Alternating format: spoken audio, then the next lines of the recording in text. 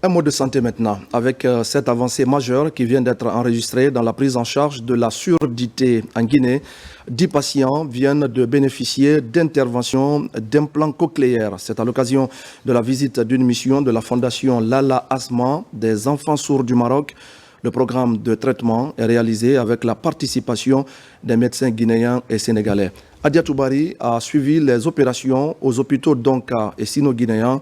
Voici son reportage. Sans qu'ils ne se connaissent, ils portent le même poids. Depuis plusieurs années, la surdité est leur souffrance commune. Le petit Alexis, 3 ans, est né avec la maladie. Déconnecté du monde sonore, l'espoir renaît chez ses parents avec un traitement chirurgical dont il va bénéficier. Aujourd'hui, je suis vraiment contente quand ils ont dit qu'ils vont prendre les enfants pris en charge.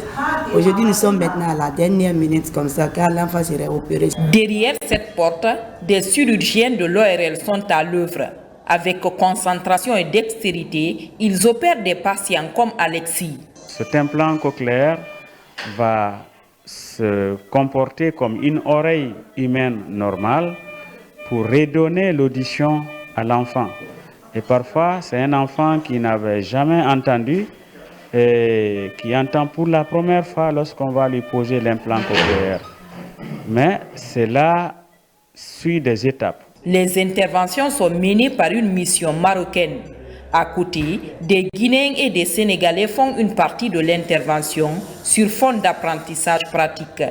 Pour ce programme, 10 patients vont bénéficier gratuitement des implants cochléaires.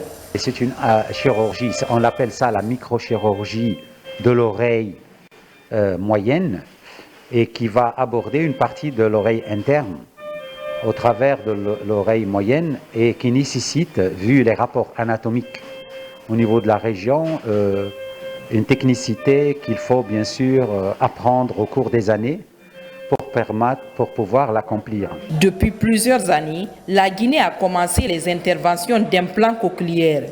Ce pas est franchi grâce à l'implication de la Fondation Lala Asma des enfants sourds du Maroc. Une collaboration nouée par la Fondation Sayoum pour l'ORL communautaire.